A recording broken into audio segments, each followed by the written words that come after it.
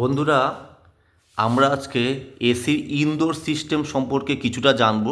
পুরো ডিটেলস তো বলা যাবে না, মোটামুটি একটা ধারণা দেবো। তো এই যে বেস প্লেটটা বসাতে হয়, বেস প্লেটটা আগে আমরা বসাবো। বসিয়ে আমরা আগে ঢালটা নির্ধারণ করব। মানে যেদিক থেকে আমাদের ওয়াটার লাইন, ইলেকট্রিক লাইন এবং সাকশন লাইন, ডিসচার্জ লাইনটা বার করব। আপনারা জানেন সাকশন লাইন, ডিসচার্জ লাইনটা এবং ইলেকট্রিক লাইনটা আমাদের আউটডোর মেশিনের সাথে যুক্ত হবে, এবং ওয়াটার লাইনটা, যে জলের লাইনটা, সেটা জলের লাইনটা নিচের দিকে চলে যাবে।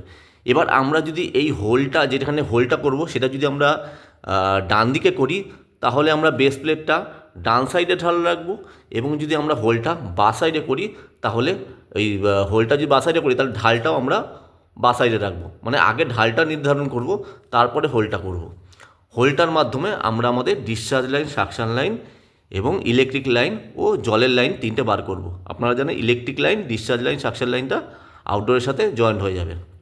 আচ্ছা, এই যে আমরা বেস প্লেটটা বসাবো, বসিয়ে ঢালটা আগে প্রপার নির্ধারণ করব, করে আমরা এটাকে মার্কিং করব।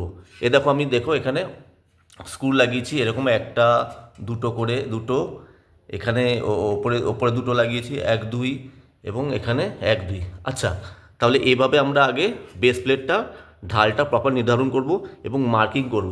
এই দেখো, দেখতে পাচ্ছ এখানে মার্ক করেছি, এখানে ওপরে মার্ক করেছি, ওপরে দাগ আছে। মার্ক করে সেইভাবে আমি ঢালটা আমি ডান সাইডে রেখেছি। হ্যাঁ, ডান সাইডে আমি হোলটা করিনি, হোলটা আমাদের করতে হবে। হোলটা আমি করিনি, হোলের ভিডিওটা তোমরা এই ভিডিওটা পুরোটা দেখবে, লাস্টে দেখতে পাবে যে কী করে হোলটা করতে হয়। তাহলে আমরা বেস প্লেটটা যদি এভাবে বসাতে পারি, তাহলেই কিন্তু আমরা ইনডোর সিস্টেমটা প্রপারলি বসাতে পারবো। তোমরা পুরো ভিডিওটা দেখো, তারপরে বুঝবে যে কিভাবে আমরা ফ্লেয়ারিং করে এবং সাকশন লাইন, ডিসচার্জ লাইন পাইপটা হোলের মাধ্যমে, হোলটা যে করব এখান থেকে বার করে দেবো, এবং ইনডোর সিস্টেমটা কিভাবে বসবো। এই যে দুটো দেখছো, এই দুটো জায়গায় আমাদের ইনডোর সিস্টেমটা বসে যাবে। তো পুরো ভিডিওটা অবশ্যই দেখো, একটা ধারণা হয়ে যাবে তোমাদের। অবশ্যই ভালো করে কাজ শিখতে গেলে আমাদের ইনস্টিটিউটে এসেই কাজটা শিখতে হবে। চলো, বাই।